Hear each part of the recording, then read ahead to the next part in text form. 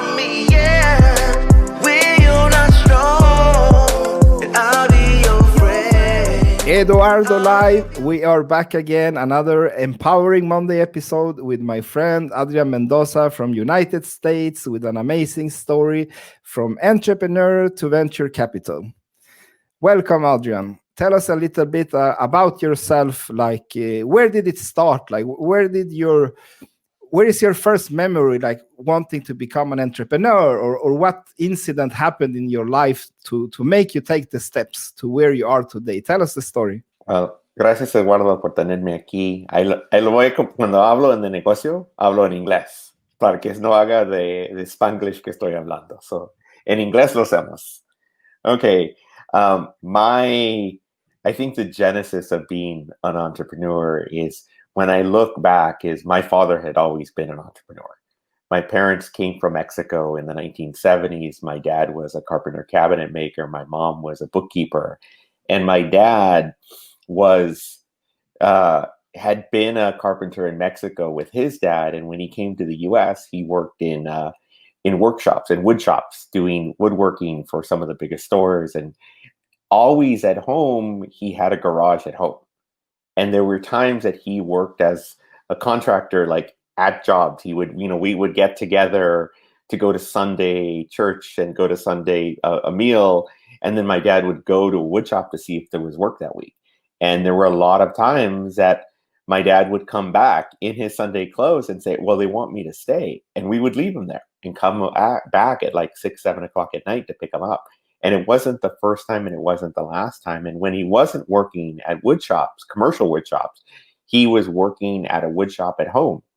And it reminds me of this, now that I think back of it, is my dad had been hired to build a wagon, like a full-size wagon for someone to use as a retail store. And he did it all at home, and he did it by himself.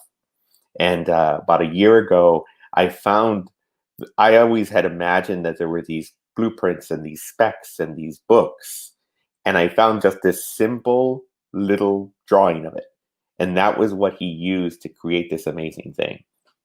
So my path from entrepreneur it came from my father, who had always been an entrepreneur. There had always been a wood shop at home. My mom and dad always worked out of the house. And so for me to go out and start a business was always normal. They didn't have 9-to-5 jobs. They didn't have 401ks. As a son of an immigrant, like, this was expected just to go and do your own thing. So that for me, I had always carried that entrepreneurial spirit because that was the most normal thing to me in life. That was what my dad did. That was what my mom did. And even, where sometimes there wasn't always successes and there was failures, a lot of what I learned was how to handle it from what he did. I mean, he came from, Mexico with nothing to start a business and, build a life here in the US. And that takes a lot of that entrepreneurial spirit to come do it. So now you roll into my story. Is I grew up in LA. I grew up in Southern California in a Latino family, in a Latino neighborhood. My 5th grade teacher lived across the street. 2 houses down, my padrinos live across the street. They're still there, all of them. My parents still lived in the house that they bought when they moved to LA. And so I grew up in Los Angeles, had always planned to be in Los Angeles. And about 1997, I had the opportunity to apply to grad school in the East Coast. I'd never, the farthest I'd actually had ever visited was like the state of Nevada. And so I applied to grad school in Boston, sight unseen, and I went. And the idea was to, had always been about how do you push yourself forward? And it just happened to be that I came to Boston at the tail end of the dot-com boom. 1998, 99. And so I was right in the one of the more active tech ecosystems that had happened in the US, from San Francisco to Boston. And in there, I ended up staying because there was no much of an economy in LA at the time, and ended up building 2 venture-backed startups through the early 2000s and raising venture capital on them in 2008, 2010.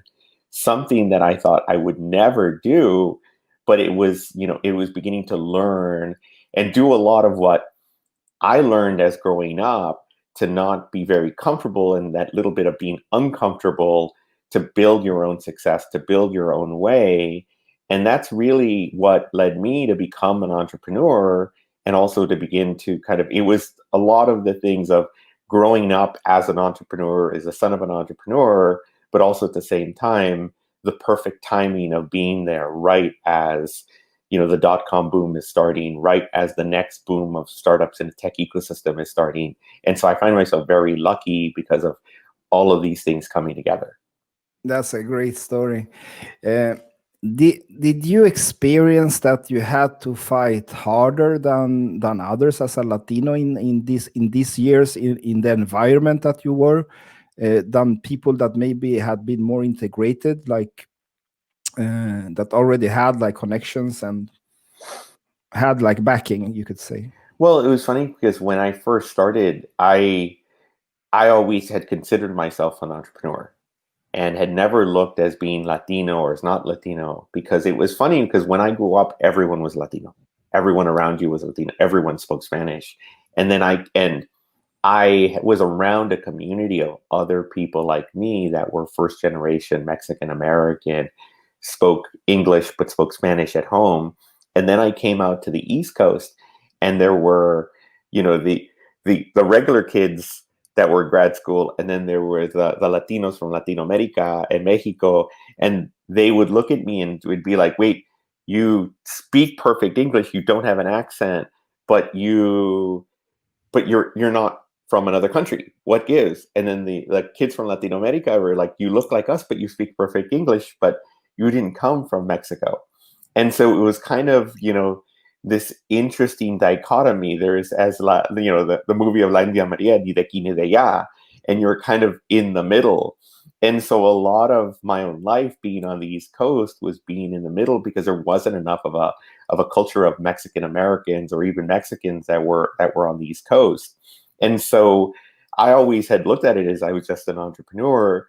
And then as I'm going through it, I start looking at the other entrepreneurs around me, and I was one of the very few entrepreneurs of color at all. Like, there was no Latinos, and finally now, like 20 years afterwards of being in Boston and being on the East Coast, that I run into other Latinos who are the same thing. There's a lot of people that didn't self-identify as Latino, and little by little, I'm pulling them all together. People that were CTOs, people that were CEOs, people that were also entrepreneurs at the same time I was, and realizing, oh, you're Latino too. You're Latino. Where are you from? And it's one of the things I have always tried to do as a mission now, is to pull us all together.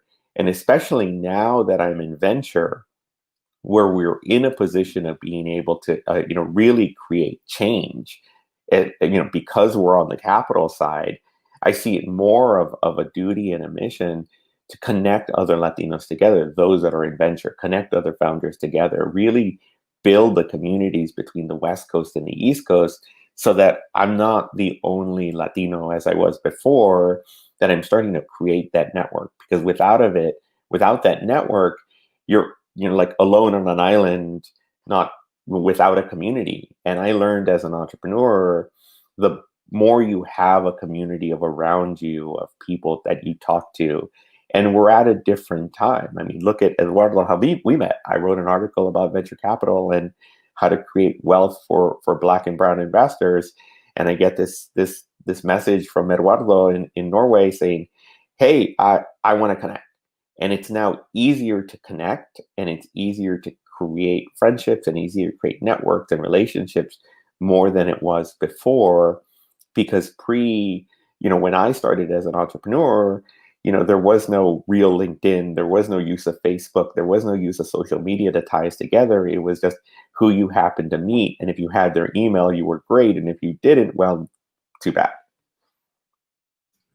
Yeah, we share so much the same story. I came to university in '98. I was one of like few Latinos. Like there was almost no Latinos. A lot of students from India we had, like that came like for like reading masters. Like, but they came directly from India or Pakistan, right? but very few like immigrants like me, that came to university and was there, and I always felt like in the middle, like you say, because I spoke perfect Swedish, and most of my Latino friends, they like, "Hola, Eduardo," and they were like Latino, right? Right. And the other one, like, and I was always like, I had never like troubles to adapt, or to take opportunities if I wanted. For me, I was like just Eduardo, as you say, you were just entrepreneur, right? So you did what what you wanted to do and had to do, we never looked at ourselves as, oh, we have this kind of like obstacle.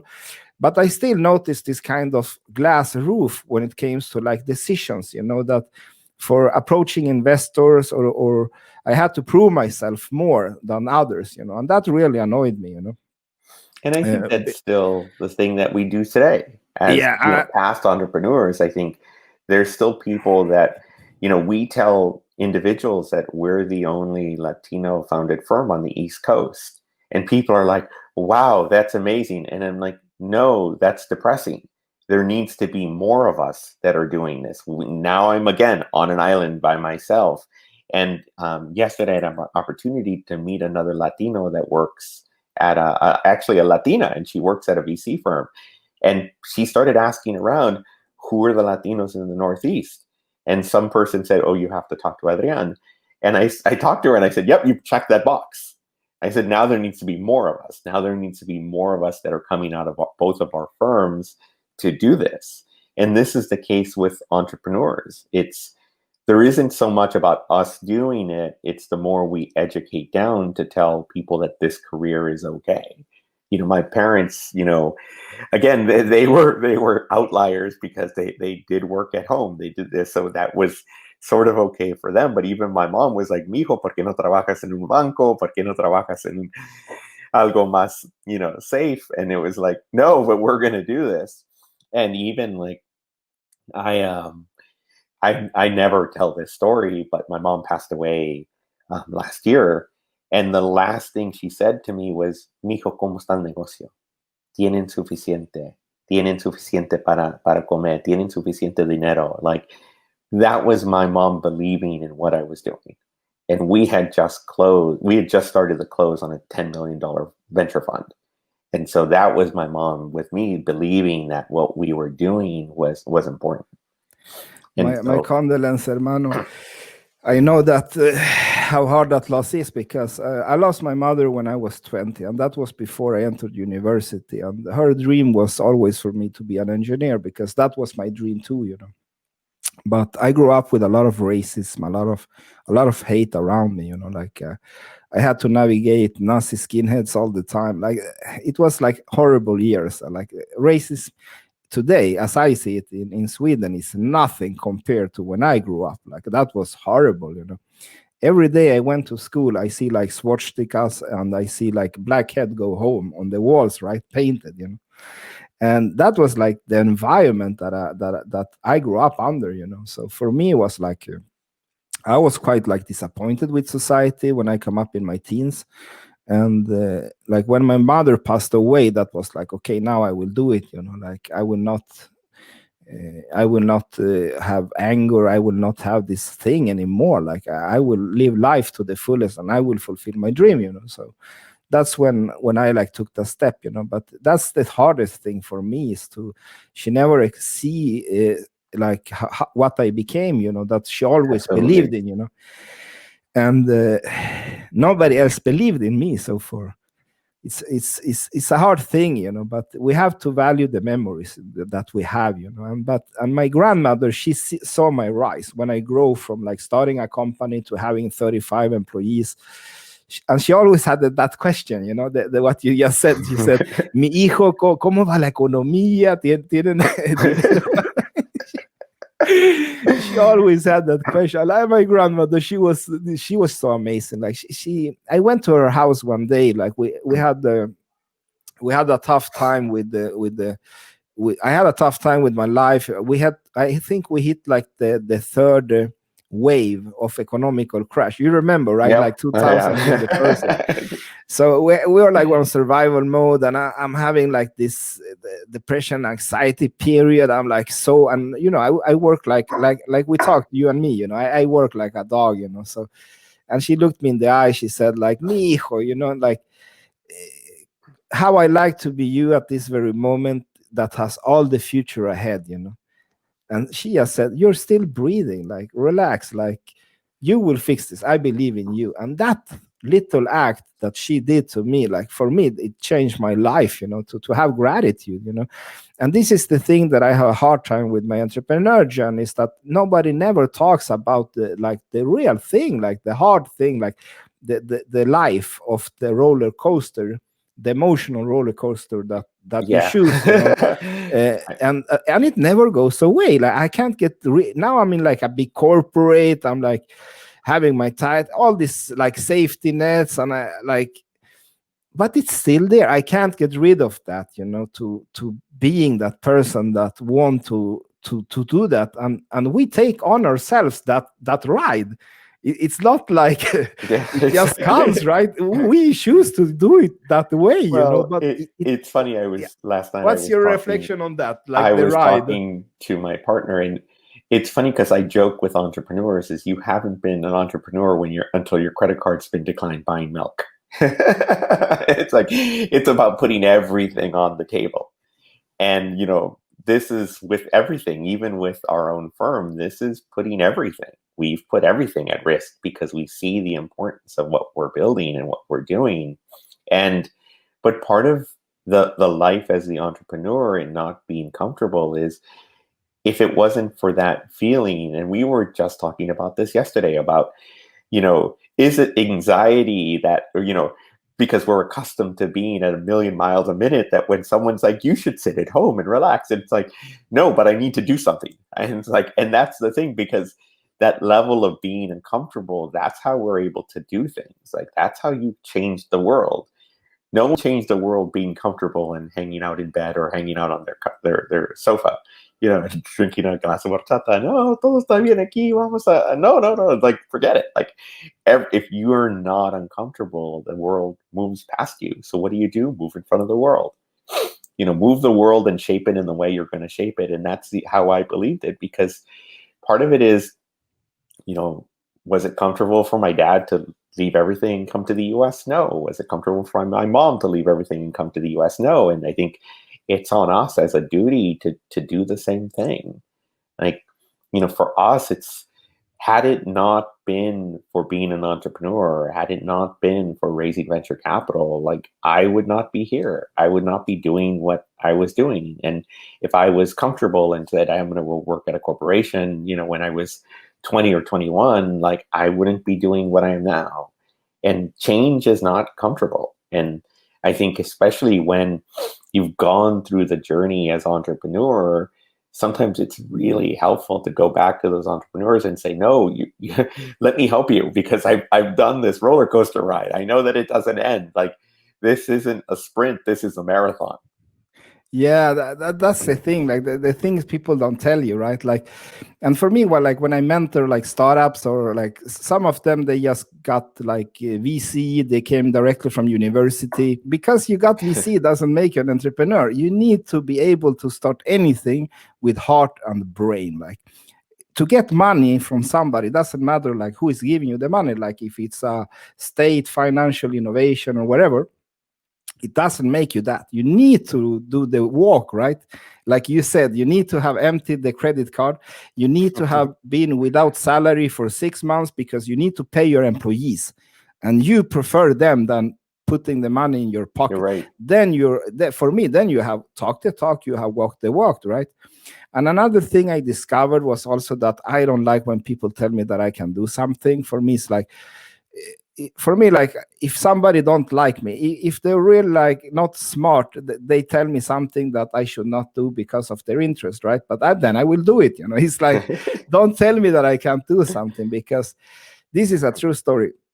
When I entered the first incubator, they said that, Eduardo, we really hope that you succeed like with your company, because we think nobody would hire you in a big corporate. Like, and I got so annoyed, that when I got the chance, I was consulted like after like 2008, like we didn't survive that crash. So okay, I started again as a consultant, right? And I started to work for a big corporate. And when I got the chance to try my wings in a big corporate world, I took it not because I said like, oh, I want to be here in safety. I don't feel comfortable there. I want a storm, I want storms all the time to be at my peak as a person, right? The like you said, it never goes away, right? But when they told me that, I had it in my head all the time, like, and when they say, okay, hey, listen, you can enter this big corporate, you will become like this leader for this operation that you're expert at, run it. I was like, I will do it, because I had these things that I have to prove myself when people push me to the wall, like they tell me I can't do that, and what I discovered is that big corporates, they need to hire more entrepreneurs because we come from a different school. I don't need that money back to do anything. Like if I want to do an event, I will do it. If I want to do this, I will do it. And then I will solve each problem in the way. What is your take on this thing that you can't do something? Has it been a trigger in your life? Or I think we're all, especially there's not just being the entrepreneur, but being a Latino, where you're like, the Latino is told you can't do something, so what we're going to do is go do it. I think that's very culturally. I think one of the things that, especially being Latino, is we're a lot more headstrong than other cultures. We're a lot more, you tell me no, I'm going to do it anyways. And at the same time, that's been really helpful. If it hadn't been for that cultural piece, if it, like, my mom was the same way. My mom was headstrong. Like, you couldn't tell that woman no. She was a strong Latina woman. Like, she was going to say no. You told her one thing, they would do it. My dad was as headstrong as can be. And I think that's the pluses of being Latino. I think at the same time, what you and I have done is also push the boundaries of what it means to be Latino. Because one of the things that I see with Latinos is sometimes we're very conservative. It's why my mom would be like, you should do something very safe. And I think the other thing that I see that I think is important for us to change is we're also very not just conservative sometimes, but also we don't ask for help. As a Latino, I'm going to do it on my own. It's like, no, I don't have to do it on my own. There's people like Eduardo and Adrian and all these other people that have done it before, ask for help. And I think that's the important piece that I think we get culturally, the headstrongness, but then we still have to balance it out. And it's funny that I see that with also young Latinos. It's like, no, ask for help. I had a CEO that he was saying, well, I'm not really good at this. I'm not really good at fundraising. And I say, okay, let me help you. And so we went off and we went to raise money together. And I pushed him, and he came back and said, you're right, that asking for help was important.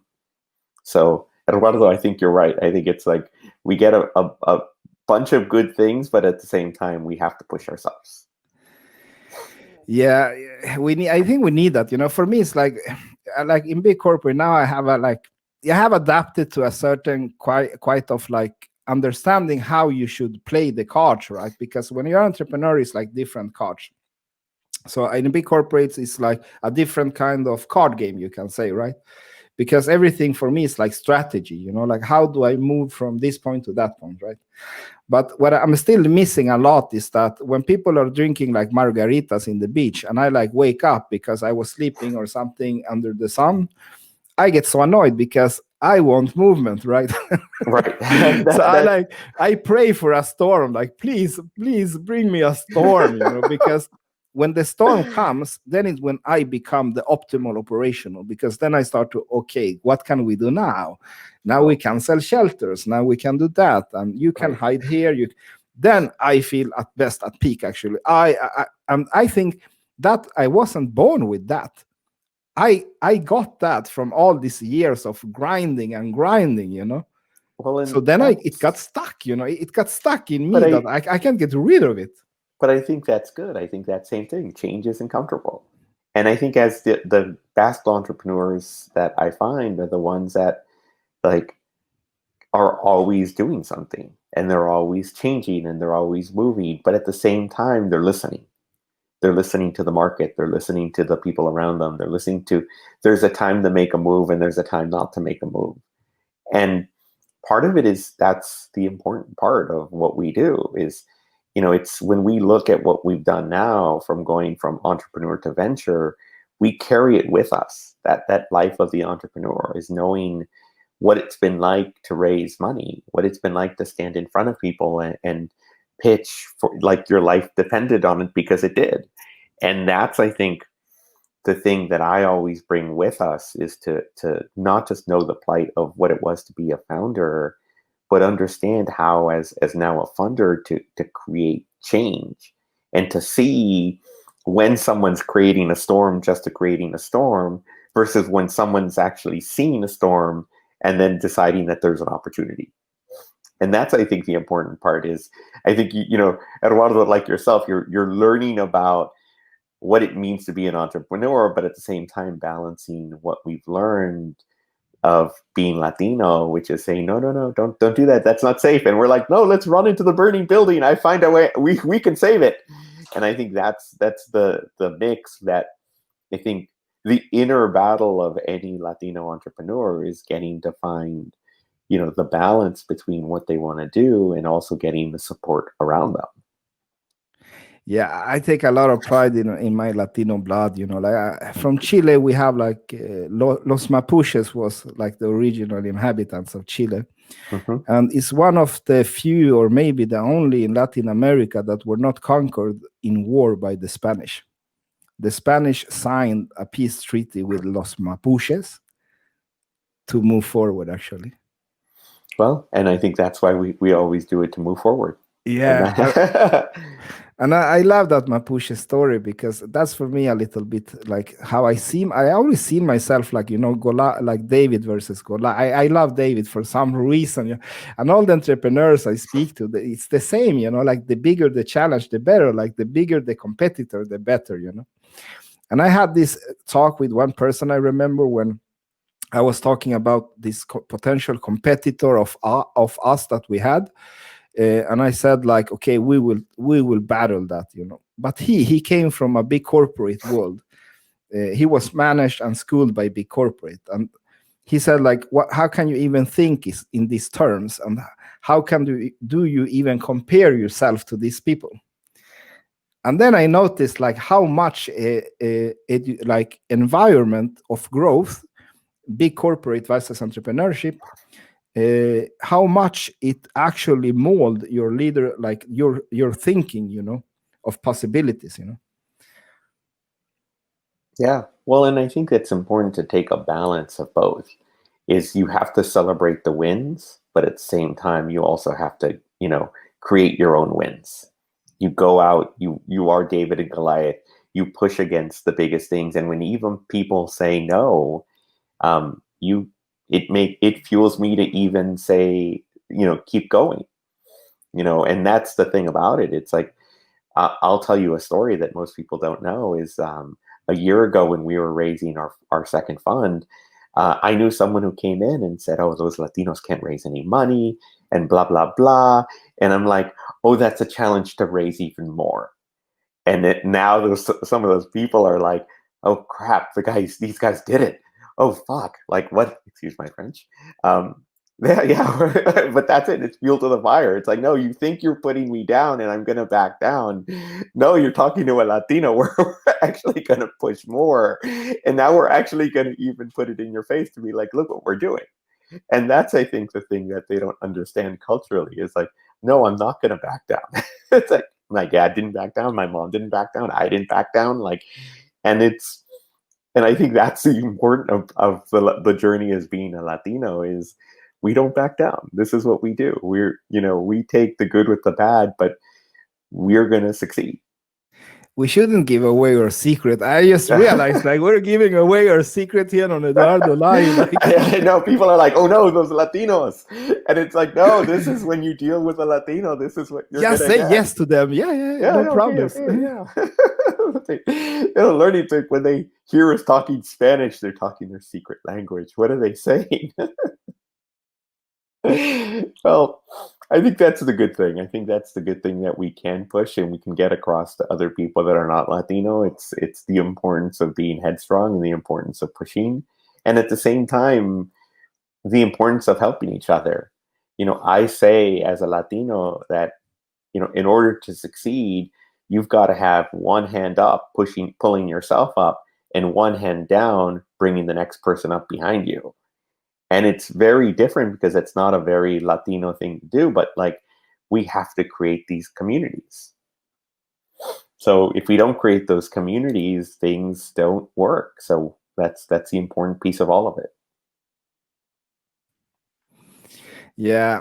Oh my God, this is a good conversation. I love it. As we give our secrets away. Yeah, we're giving all our secrets away, and yeah, there are so many stories to tell, and I think like what I'm missing, and like I'm writing a book right now. It's called, actually two books. I started with one called Way of the Passionate, and that's my journey in life from when I was little to how I became what I became, and how did I not turn up like a hateful person because all these things that happened to me with like racism, bullies, but I still became positive, and how did I survive all these kind of obstacles in life, that it threw to me, like I did a burnout and all these kind of things.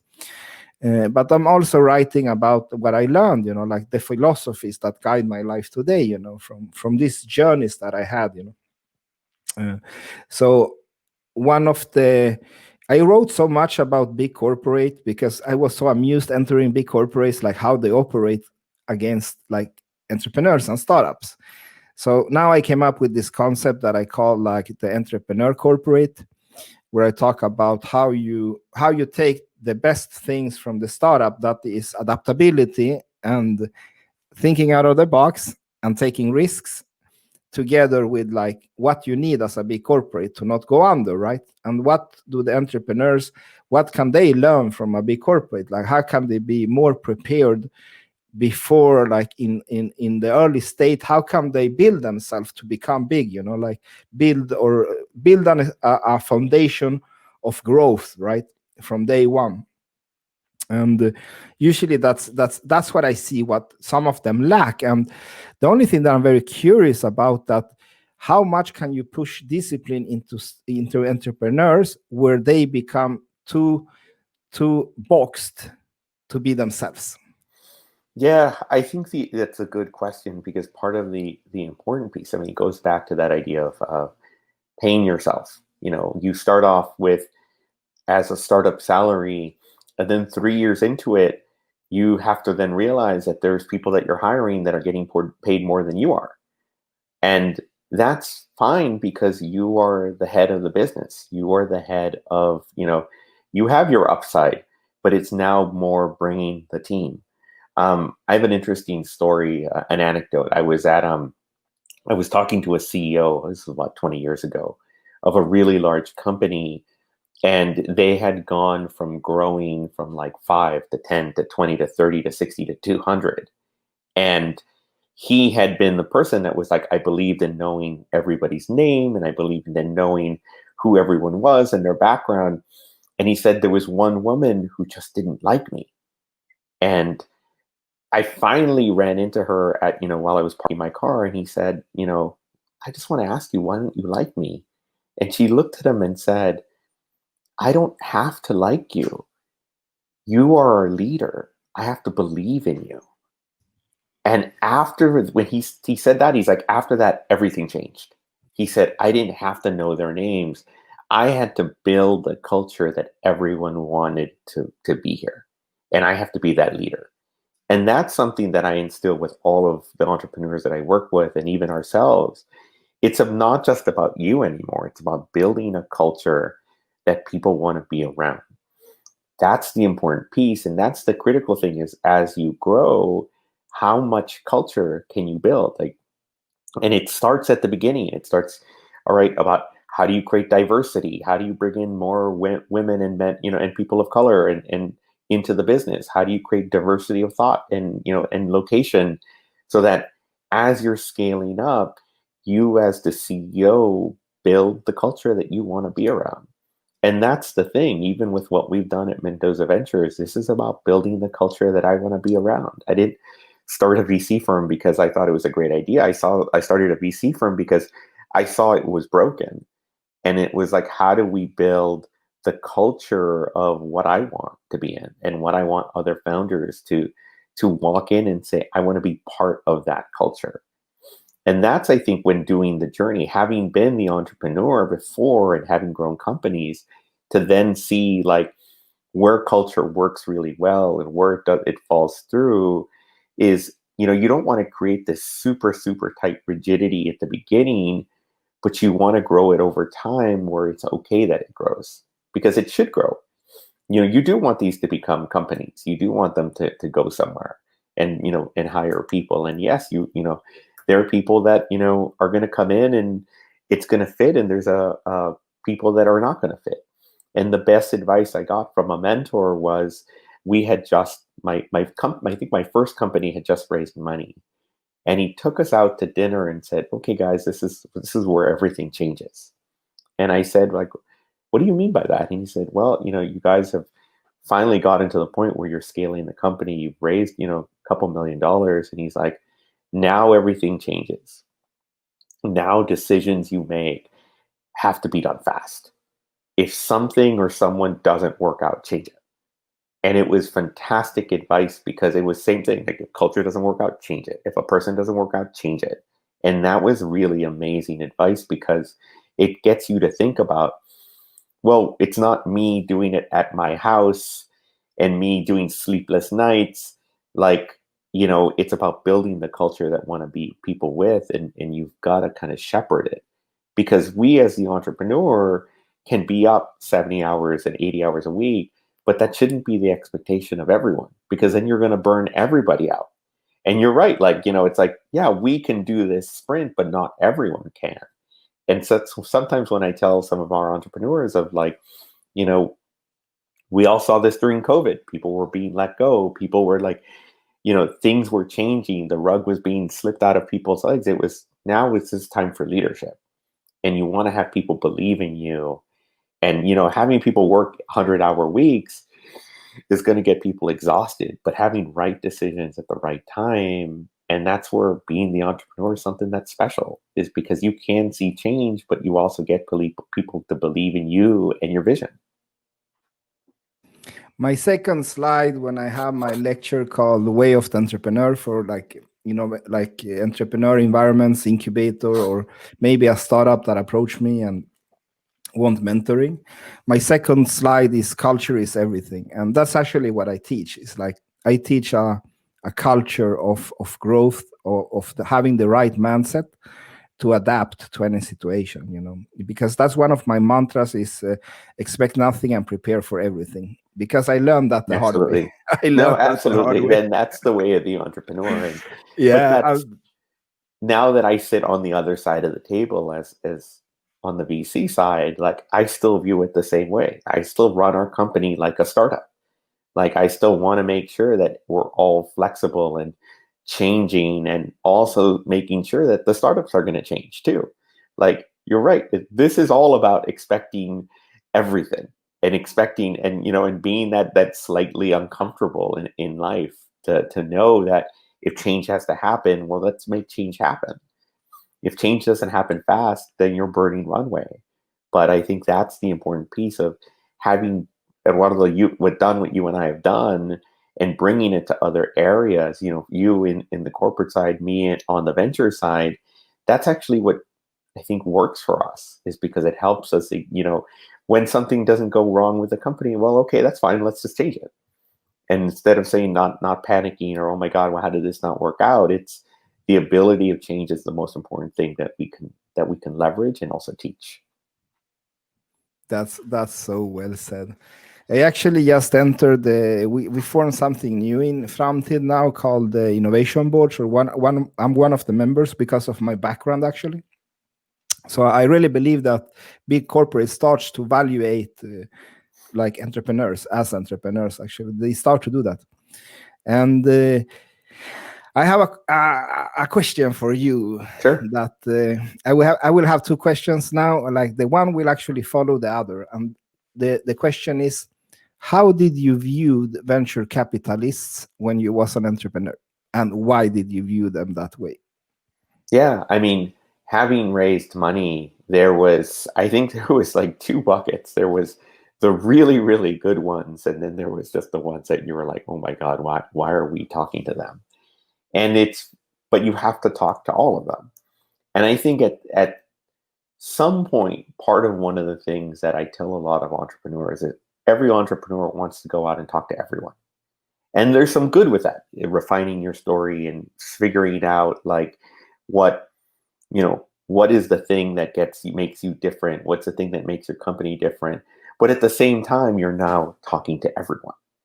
And part of it is what I have always told entrepreneurs from what I learned of my journey is to qualify them. All right, you're a fintech. Why pitch people that aren't putting money towards fintechs? You're in biotech. Why pitch people that are not writing checks to biotech?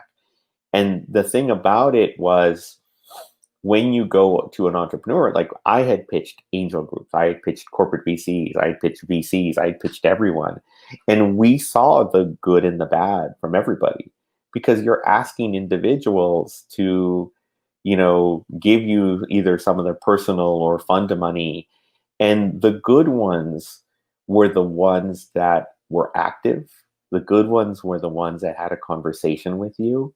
And they weren't just giving you homework and saying, oh, go do this, come back. We had a lot of those, or the ones that were just like, I hate you, this sucks. And okay, well, why are we even meeting? The good ones were the ones that had an active conversation. And that was the one thing that I liked. And there was enough bad ones already. And it's funny because most VCs have never raised VC money before.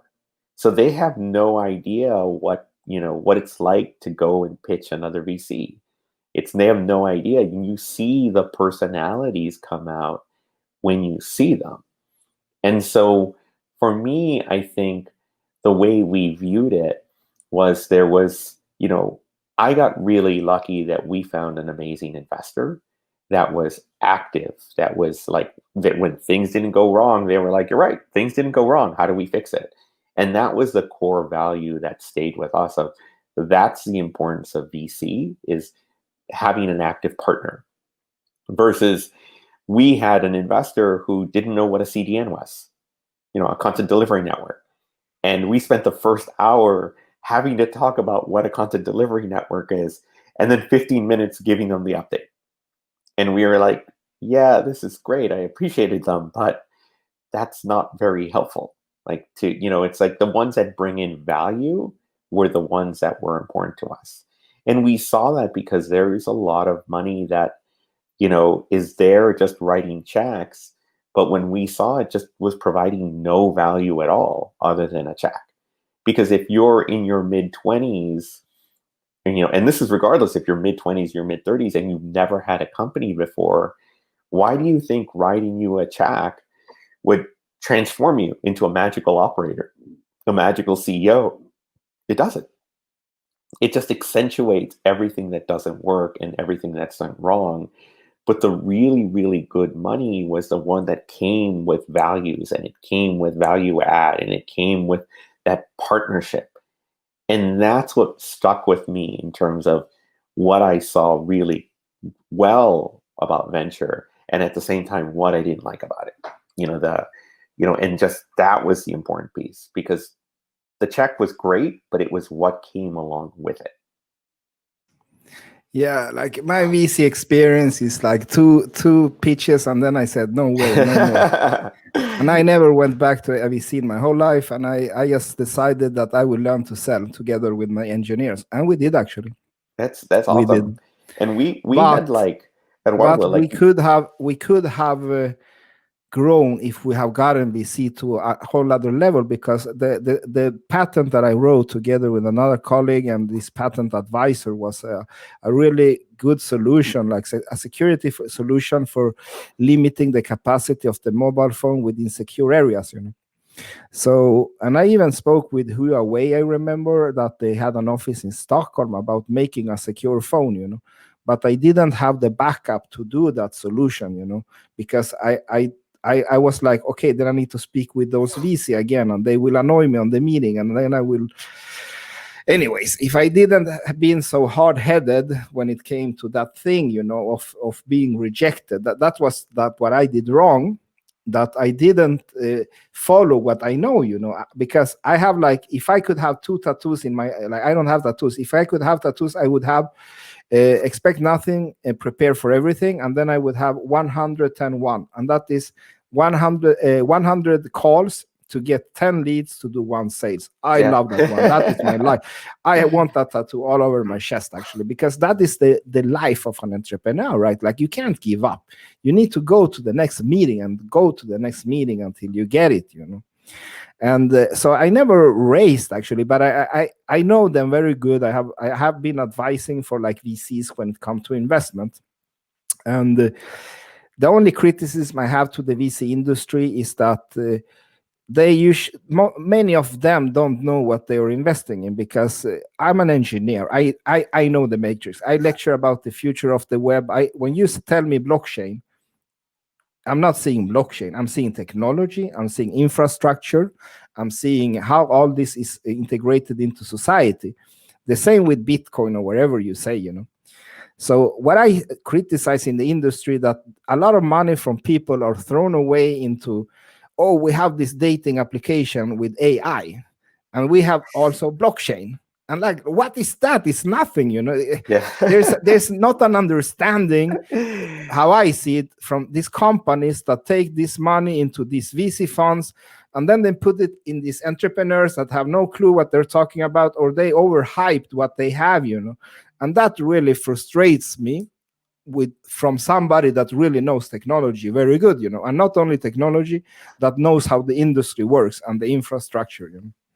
Well, and that's the problem that I saw, is, like, when we were talking to angels, most of them had made their money 10 to 15 years before, or even at the earliest 5 years before. So if they were investing in technology, they were already pretty dated. And then when you were talking to the VCs, a lot of them had a background of being lawyers or asset managers. They hadn't built a company before. They hadn't operated anything before. And that was the reason that I stopped going to the meetings, was that the people that were meeting me had never in their life started anything. They came from their fancy MBAs. They went to these really good schools, and they had this career as leader managers in these, like, institutions, right?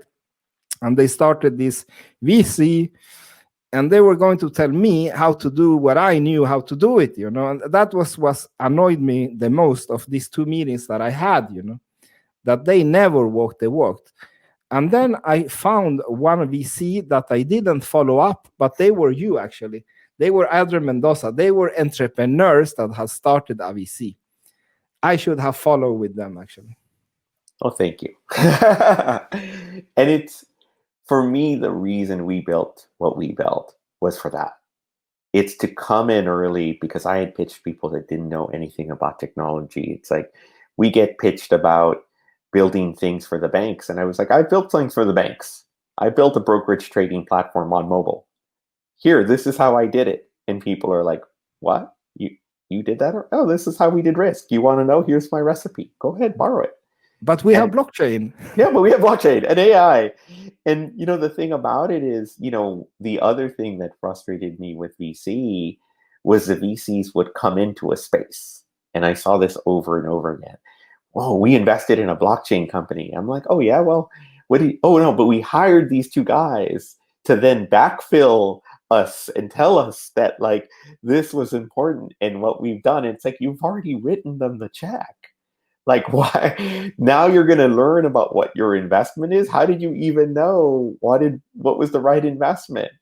And the other thing is that they would just hire people, random people that were like, oh, this is a CTO and this is so-and-so. Tell me about the space and tell me if this is a good investment or not. And the person's going to be like, yeah, it's okay. But it wasn't like, like their life depended on it. And when we started Mendoza Ventures, every decision was about making a right decision, because it was my own money. I was putting our own money at risk. So if I was going to make a decision, I was going to make sure to be the right one. And that was the thing, is a lot of the VCs aren't investing with their own money. They're investing with someone else's money. So there's, they become flippant about it. Well, I'm just going to do this, but they don't become, they're not looking at it as a calculated decision of why. Because we have intro, it's very hard to find the good ones that just say, I want to build a partnership.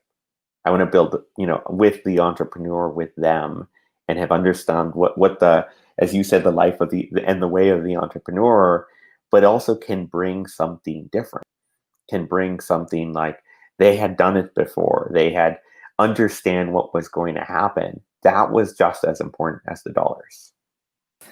For me, like how I define myself, I would say like I'm the passionate one. That's like how I define myself, and that's like the title of my book of my life. It's called Way of the Passionate. For me, you could label me artist or entrepreneur or like that, but my true label is a passionate person. I believe in passion. Without passion, I will do anything. I will not do anything. Actually, everything I have succeeded with in life was with passion. And I think that this Latino thing helped me in that way, because we have that, like Oh yeah, this expression, like I say, a todo corazón, like with all your heart, or you don't do it, like either we do it or we don't. Yeah. In Mexico, when you're talking to someone like that, you say "Mexicanos al grito de guerra." They're like, "There we go. Ahí van los mexicanos otra vez." They're like, "Oh, Mexicanos al grito de guerra." And they're like, "Yes, that's exactly." Okay, Adrian, I love this talk. And so for my final question, I know that you're doing you're doing these fonts right now, right? And you're also teaching people like me and other in the network how to become a professional investor, if we would say that is what a VC is, right? A professional investor. Or do you define them as like a business angels or a hybrid? I don't know. So one of the things that I learned when I did this, and so I'll tell you the story of how we started Mendoza Ventures, is my partner and had also been my wife, and she was our unofficial COO for both of our startups. And when we wrapped up the last startup, a few people were like, well, we'd like to hire you both and help us run the startup. And we had 2 little kids at that point. And we said, no, we're not going to do this. Why don't we start investing? And we knew the investing landscape. We knew who the angels were. We knew who the VCs were. And we said, like, let's do something that can make a difference, where we're putting our dollars, our own personal, money at risk, but doing something that we want to do that can really enact change. And so we went and we started a little pilot fund, and we made 3 investments. One, which is a blockchain company in the UK, so talking about blockchain. One was an AI company in Boston, and one was a cybersecurity company out of Austin, Texas, and Boston. And the guys had always been provide the dollars, but also provide the help, the way of the entrepreneur. And we knew we were on the right thing when our cybersecurity investment, we got sold in 5 months. And these were 2 Latinos, 2 Mexican Americans that still on a weekly basis, they text me, they call me, they come to my house for carnitas. And it was like, we were teaching them the way of the entrepreneur, and they were learning from us. And we did such a good job that we sold it in 5 months. And that returned a 10x back to us. That showed us that we were right. That in order to be the entrepreneur VC, it wasn't about dollars, it was about help.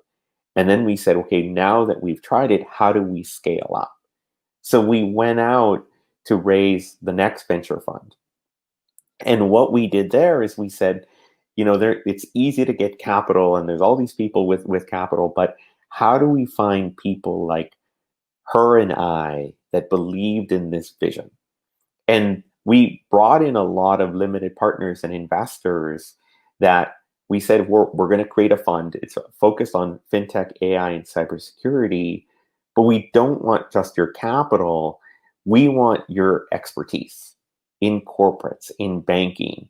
And for a lot of these investors, they were able to look at it and say, wow, you're investing in something that I care about, that I have 20, 30 years of experience. I'm really excited to invest. And we even push that a little further is to say, how do you learn from what we're doing as well? So that we can get these people that may have always been in corporate or may have been angels to start, that life as a professional investor or as an advisor or as a board advisor. Because one of the things that always had bugged me about VC is a black box. You as the entrepreneur have no idea who's in the black box, who are the investors. The investors have no idea who the entrepreneurs were. Years afterwards, I would meet people that said, oh, well, I was an investor in your company. And I was like, what? Oh, through this fund and that fund. I was like, God, you would have been amazing had I been able to pick your brain. And they said, oh, I would have loved to have met you as an entrepreneur. And so what I said is, I'm going to break apart that black box. I'm going to give the investor and the entrepreneur access to each other to help one another. And it's something that's super successful. And the other thing that I truly passionately believe in is the way that we can build multi-generational family wealth for Latinos is through venture. Not just as a founder, but also as an investor. Because you're going to meet a lot of Latinos who get to their, that become accredited investors. And then, so what? What happens after that? Are they just investing in the stock market?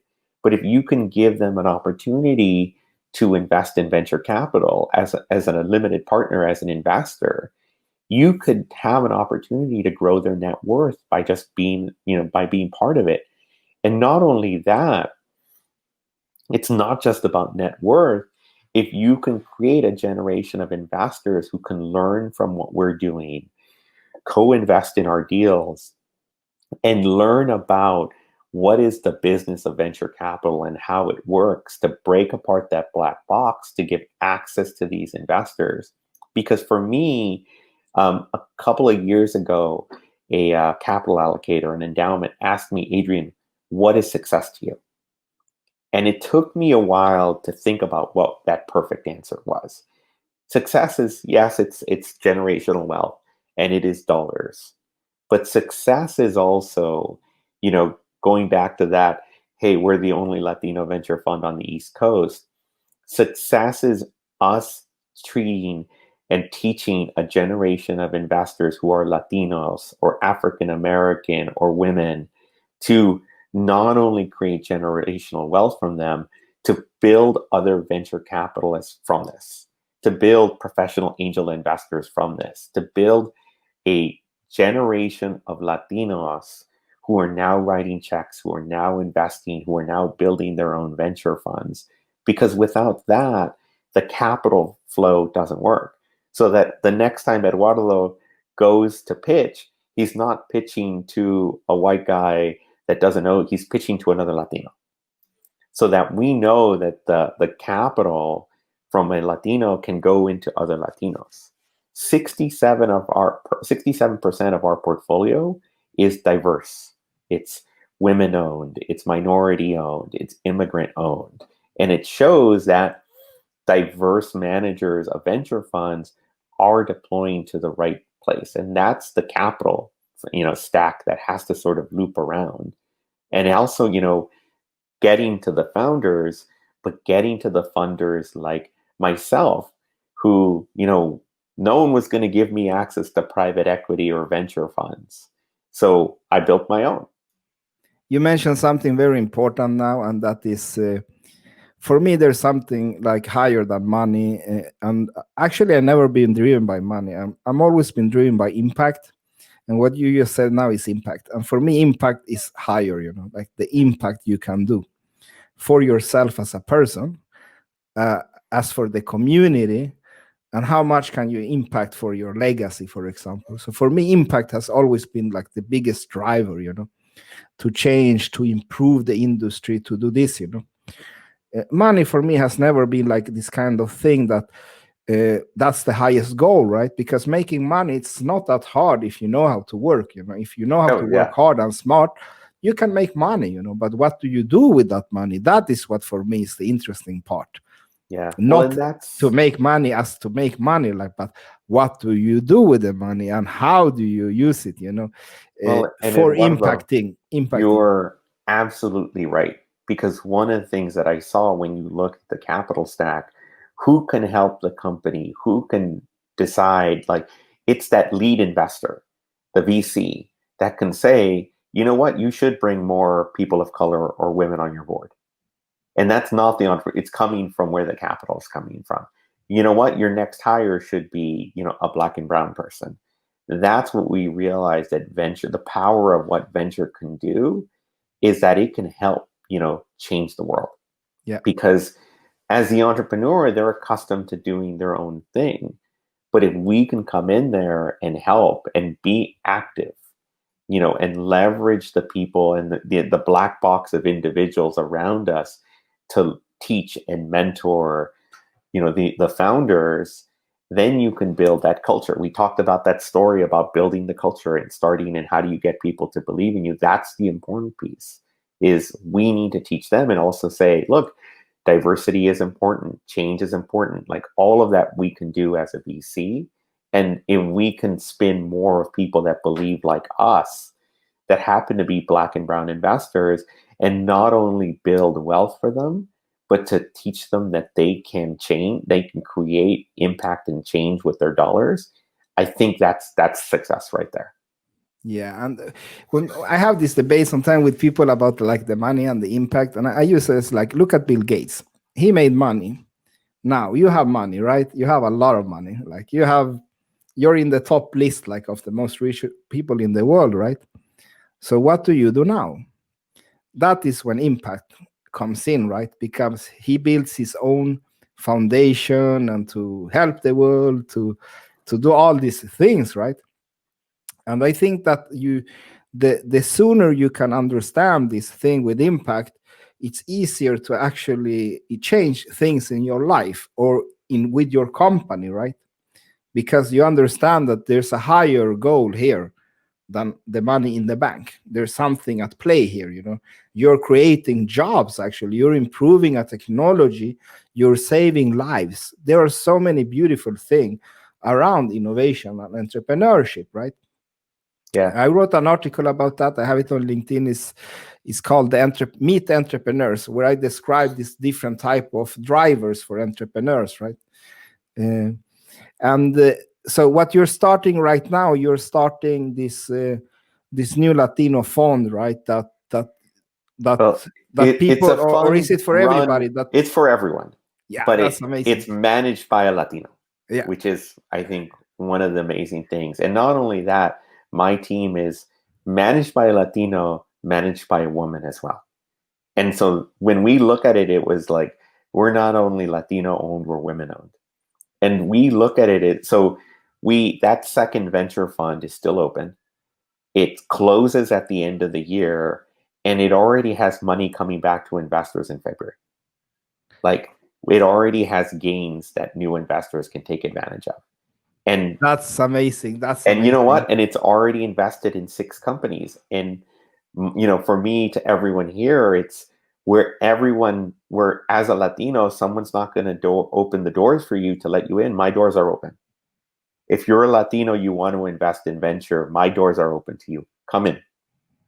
If you're a woman that wants to invest in venture, if you're an African American, my doors are open for you. That's why, if I can enact change and open the doors for other people that want to be investors, and not only that, show that the performance is there. Because people tell me, like, Adrian, why are you doing this? This is super difficult. And I said, yeah, well, we're closing up this fund. I'm going to start raising another venture fund for the large capital allocators. And they're saying, like, why are you making this more difficult? Because I said, well, when I want an endowment or a pension fund to look at 2 products and they both have good performance, I want one to them realize that one is Latino owned and women owned. And that we are part of the solution and the capital stack to show that as Latinos, we enact change by being everywhere, not only helping the founders, not only helping investors, but teaching the capital allocators that it's okay to invest in Latinos, because we are a huge percentage of the US market we should have representation in everything. We should have representation in our language. We have representation in our culture. Eduardo should never feel like he grew up where he's feeling that, prejudice against and racist against. We need to be everywhere. And that's the thing that I tell everyone. That's why we do it. And it's going to take people like us who realize that the road is hard but have been the entrepreneur to do it, but also can have had the 10 to 12 years of venture experience to say, I know how the game is played.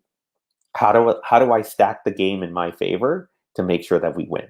And not only that, bring other people of color along with us for the ride to win as well.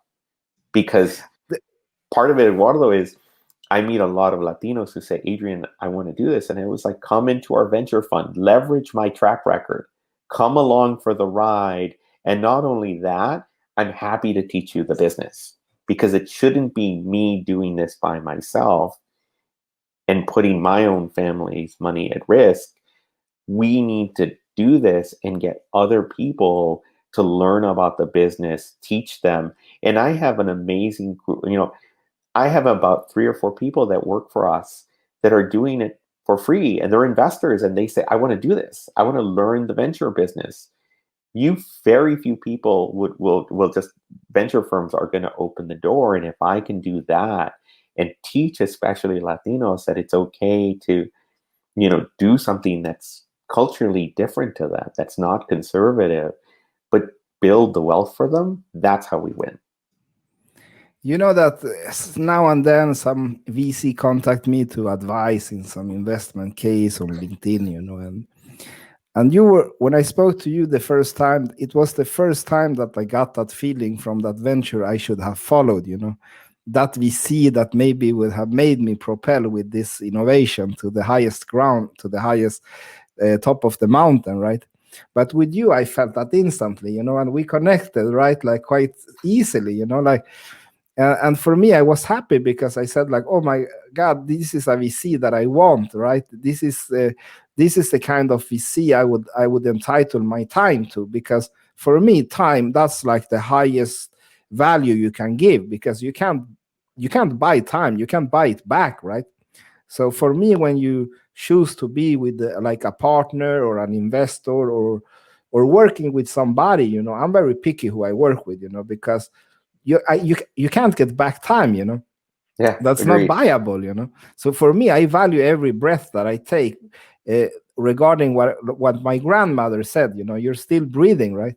So I'm being like more and more conscious with like, who do I breathe with, and with you I found like, so I'm saying it on Eduardo Live that if Eduardo is going to join the VC world, it would be with Adrian Mendoza for sure. Thank you, That is Eduardo. what I can say.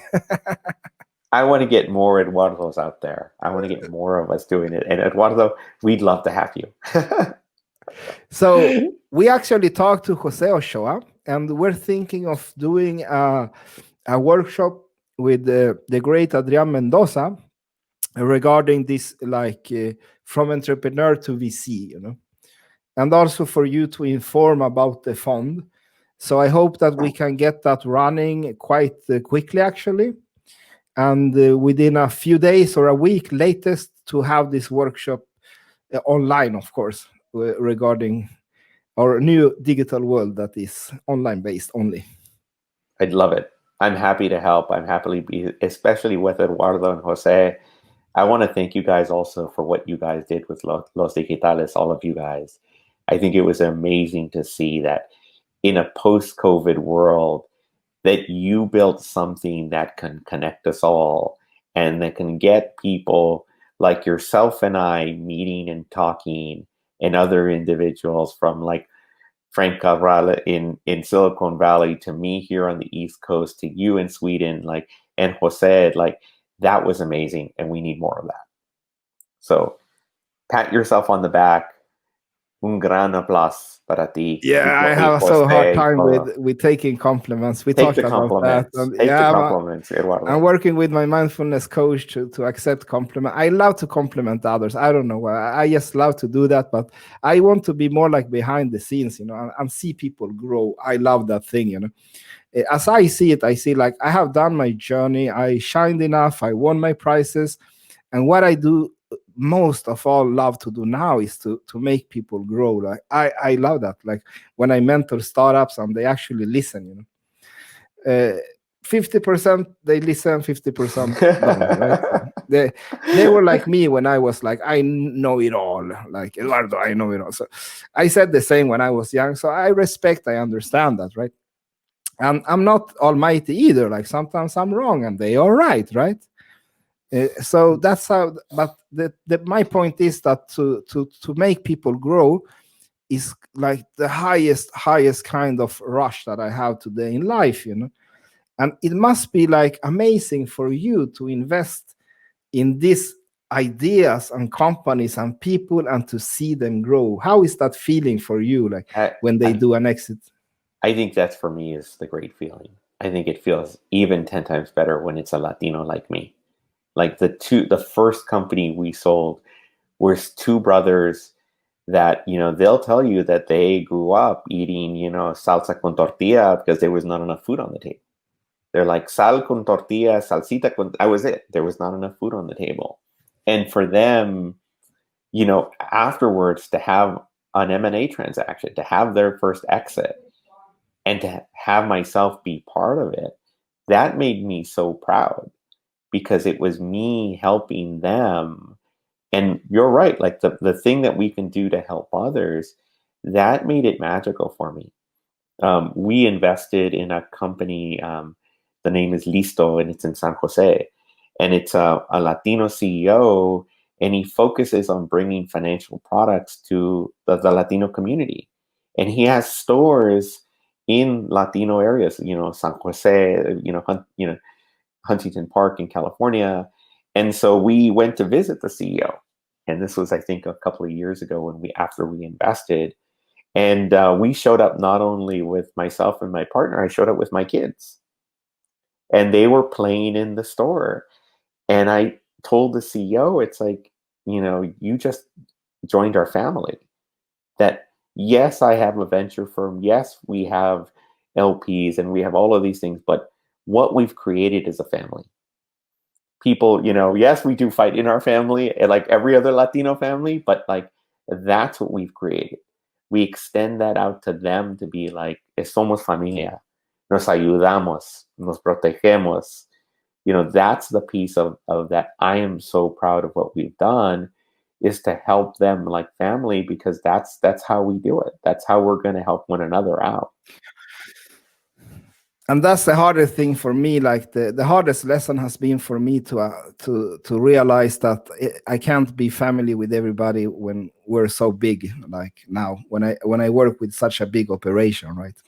Because I love that feeling when we were like 5, and we worked so hard. Like I slept on the sofa, I continue working, and on the weekend we barbecued like outside the office, right?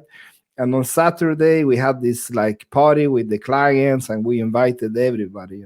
And we had that, like camaraderie, that family. And that was the hard thing for me, to reflecting back what you said, that accepting the more you grow, like we're here to do a mission, right? We don't need to like each other. You can hate me all you want, but you can be sure that I will have your back. I will sleep with you in a tent if I need to, in the middle of the forest, because we're here for a mission. So we need to stick together, right? Eduardo, and that's what I pass with everyone who's connected with us. It's, what we're building is a long-term business. What we're building, like, I hope that in 10 years my daughter takes over the funds. I hope that there's another Mendoza doing this, to be able to to not help our family, but help other families out there. What's the name of your daughter?